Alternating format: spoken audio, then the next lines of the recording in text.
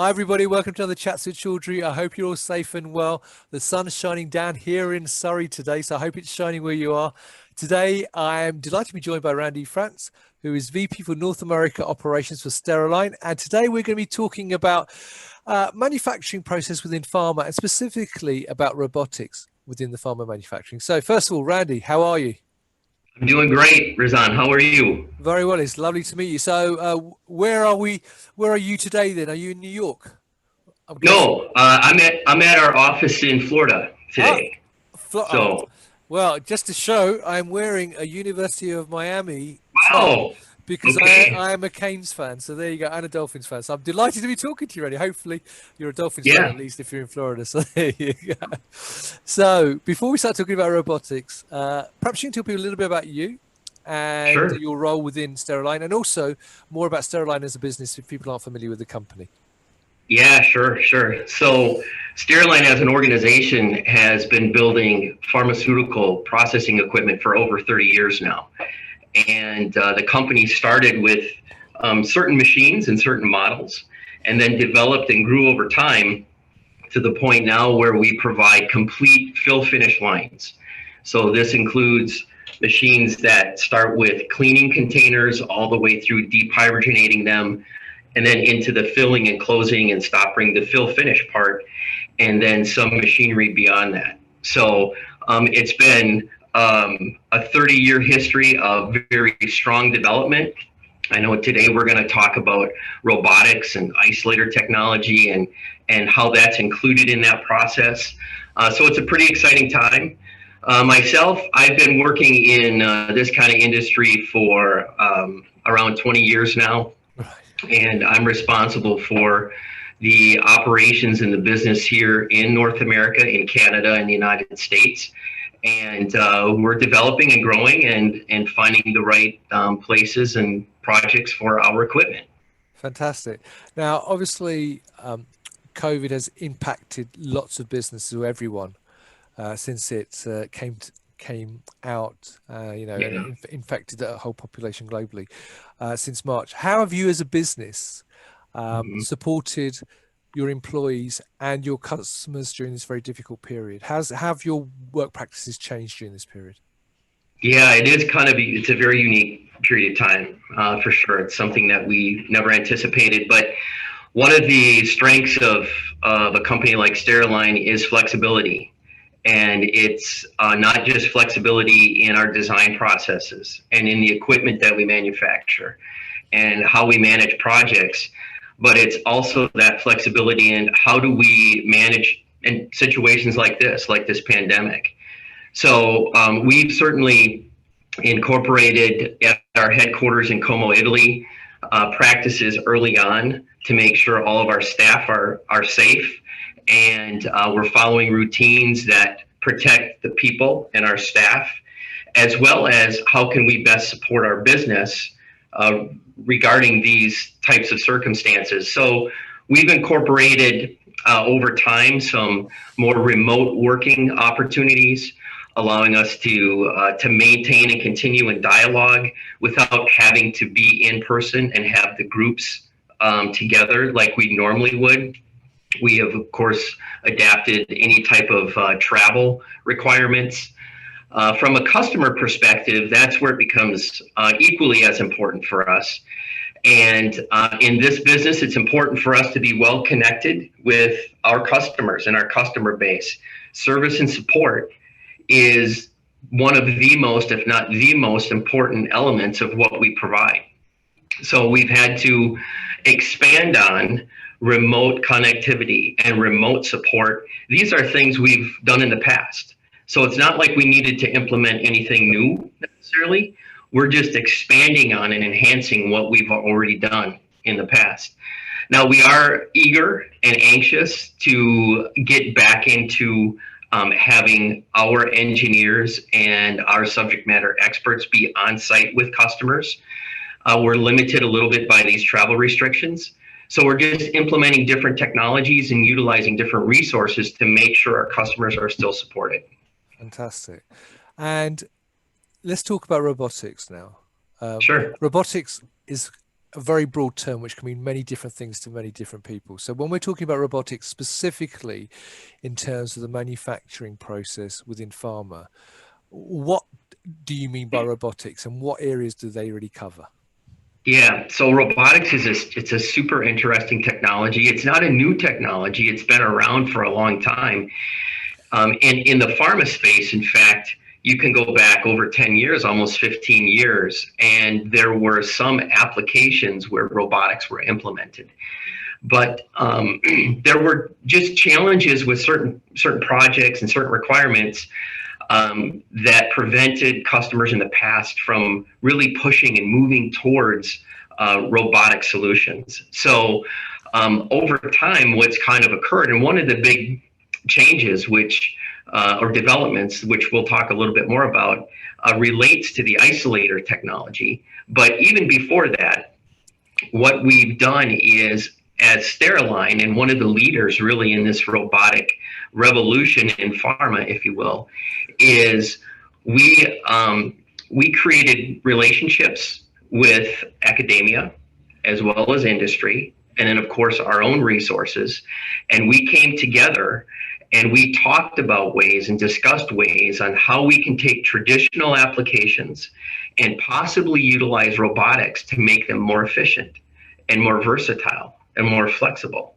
So starting out with some of the basic machines that utilize robotics in the past, such as processing ready-to-use tubs, we call it, for ready-to-use containers, taking off the lid and the liner so those containers could be filled and closed, kind of enhancing that and saying, okay, what's the next step in a process where we might be able to utilize robotics to handle containers, to assist with the movement of product through the process.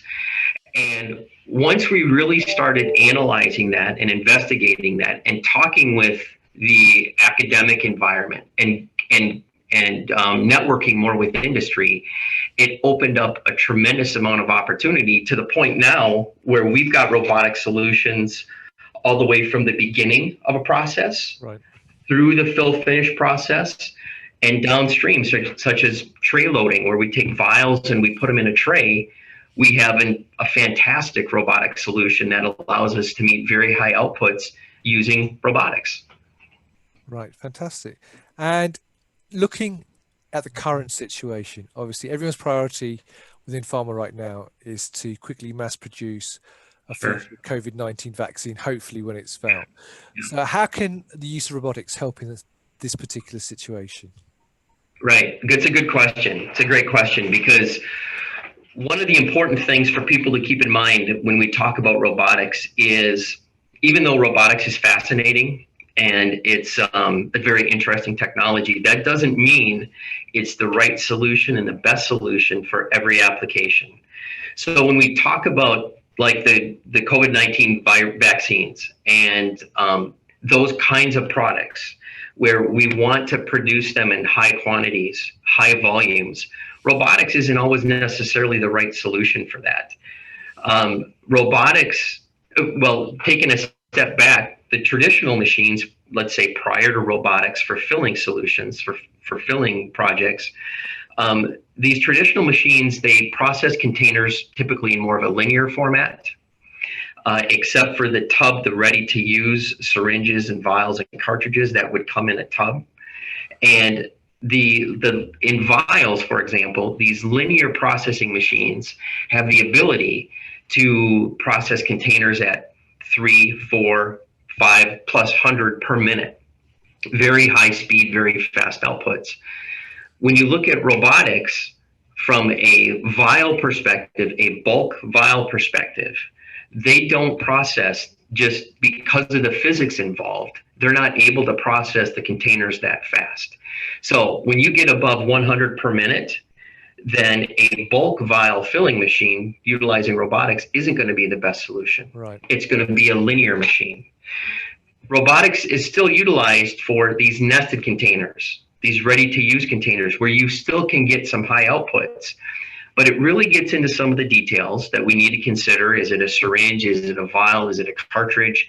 After it's filled, then how do we handle it? What do we need to do to process it? I might be able to fill it fast, but can I then what do I need downstream to still process it quickly?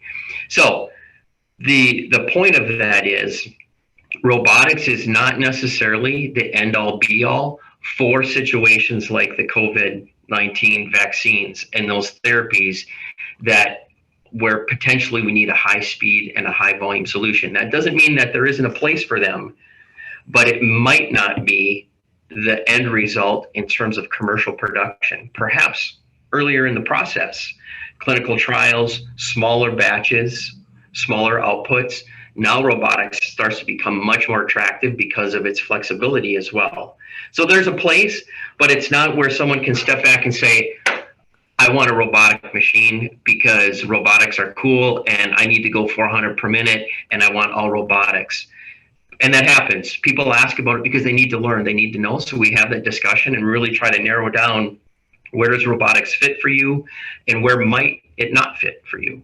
Right. Well, this leads on nicely actually to my next switch, which was about biotechnology and the production of monoclonal, easy for me to say, antibodies and their needs and features in terms of the use of robotics. I mean, obviously, are they different then to what you would what would you use standard, production? Mm-hmm. So when you think about monoclonal antibodies and just some of the different therapies and treatments that now are more patient specific, personalized medicine types of applications, Yep. Your CAR T therapies and different gene therapies and things like that.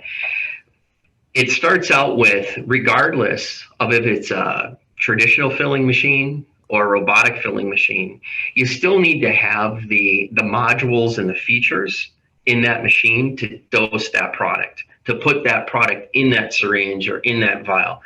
So one of the important things we need to keep in mind is our dosing pumps, for example, our dosing systems. Those aren't going to change whether I use a traditional machine or a robotic machine. And that's important to keep in mind because the robotic piece of it, what that offers and what that provides is it provides a way for us to uniquely handle the different containers through the entire process. So, and it offers more flexibility, easier changeover and turnover than traditional machines do. So what does that mean for these personalized medicine types of treatments? One way to look at it is if you need a product specific line, again, that might be high output, let's say above 100 per minute, 200-300 per minute, then, and maybe it's 1 or 2 vial sizes that you're going to be processing, then a robotic solution, it's not the right approach. You would need more of a standard approach. When we talk about patient-specific or typically lower volume, lower throughput types of applications, now robotics starts to become much more attractive because it can easily process those products and those containers in that 100 and less per minute output range. On top of that, if I need quick changeover and turnover between products, between container sizes, from a 2 ml to 100 ml, now my interaction with my robotic filling machine is much, much quicker, much more efficient than a traditional filling machine, right, especially if I'm in an isolator. Now I've dramatically increased my sterility assurance. I don't necessarily need to enter into that processing area inside the cabin of where the filling takes place to make changes. So I don't need to compromise that. And now I can start to switch between products or organize my production and my campaigns in a way that is very efficient for these types of personalized or lower output, lower volume treatments. That's really interesting. Well, talking about isolators then, because you mentioned isolators at the beginning when we started talking as well. Yeah. That technology has obviously developed in parallel with robotics within the industry.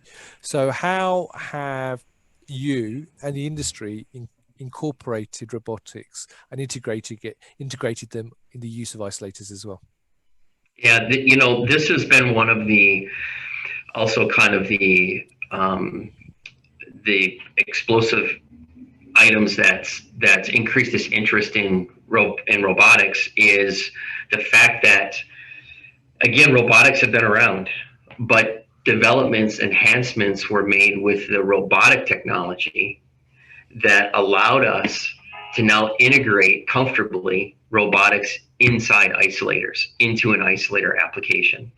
So isolators have been around for a long time too. In the early days, it was, it was really new technology, and it took a while to work out a lot of the kinks and the twists and the turns to make it a technology that the risk-averse pharma market is more comfortable with, and that the regulatory agencies understand, to kind of bring everybody along together.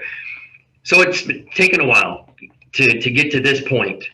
Where we are at now, 80 to 90% of our projects are isolator projects. Right. 10 years ago, it wasn't at that percentage. It was 15 years ago, it was flip-flopped. It was probably 20%. There were a few kind of on that cutting, bleeding edge that were implementing isolators. Now it's very common. In fact, a lot of the regulatory agencies, at least in the United States, have said, if you're going to be implementing a new line, you really need to look at isolator technology. So kind of in parallel as that's grown, robotics have always been an interesting technology for us to utilize where we could. Now we've got the flexibility to actually put them in isolators. So this kind of opened up these opportunities where we can, along with the developments of personalized medicine and these other treatments, where we can say, hang on a second, 10 years ago, we were trying to figure out how could we decontaminate using pulsed light the external surfaces, or a UV light, a light source, the external surfaces of these ready-to-use tubs. And we're trying, and we're coming up with different conveyor systems and looking at angles and doing all kinds of calculations, and it was very difficult. So we kind of tabled it a little bit. Now we start thinking about robotics, and it's like, hey, you know what? Let's revisit that again. Now we can put a robotic arm, and robotic arms, we have to think of it like they're anthropomorphic. They're like our human arms. So we've got the logic inside the control systems, just like our brain, that tells our arm, tell the robot to pick up this coffee cup or this pen. So we've got, it's using that intelligence to tell it what to do. Now we take a robotic arm, we can put it in an isolator, and we can say, hey, why don't you pick that tub up?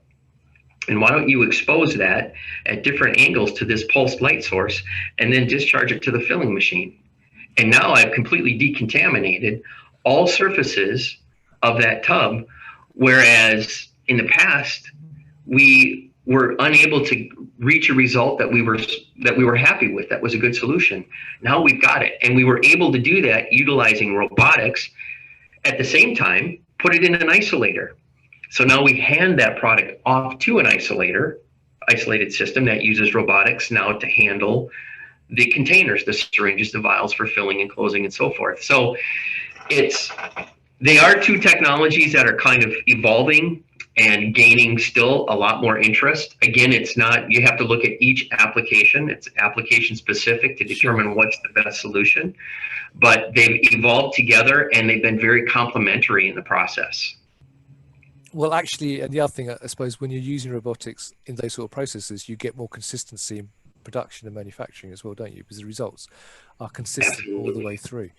So, final question then, in terms of Steriline's own lines and machines then, can all of them be used under isolators, or do they need a tailor-made solution? So, I can't say that all of them can be. Yep. Could they be? We can build isolators for just about anything, let me say. But there are some, the reason I answer it this way is there are some machines like deep hydrogenation tunnels that you wouldn't put in an isolator, or upstream from that, vial washing machines. It's not a machine that you would put in an isolator. But downstream from that, then you can put just about any machine you want in an isolator. Now, again, so there's the upstream, the extreme upstream, and I'll call it the extreme downstream that you wouldn't put in an isolator. I wouldn't put a tray loader, for example, in an isolator, which is a machine that after the vials are filled and stoppered and crimp capped, so the sterile barrier's in place, the product's protected. I wouldn't need to put downstream equipment in an isolator at that point. But everything in between, we can put in an isolator.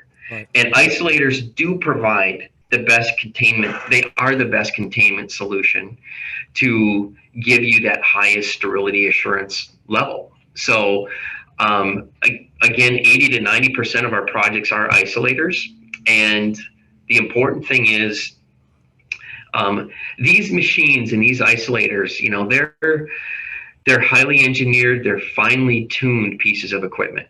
So it's very difficult to say, well, I'm just going to take that off the shelf and use that here. You really need to look at each project. You need to look at the process. You need to look at the output. You know, what are their criteria? What are their requirements? And how does everything need to interface together? How does it need to fit in their real estate, in their facility? And then we go through this design process really for every project to make sure we're delivering the perfect solution. Fantastic. Well, that's been really interesting. Actually, I've learned again. I love doing these interviews. I learn lots more about pharma and different aspects every time I do it. So, Randy, it's been really interesting. If people want to know more information about the robotics, isolators, and about Sterline in general, where can they get more information? The best place really is our website. We've put a lot of effort into enhancing our website and really improving the data, the content, the information. And really another great source is LinkedIn.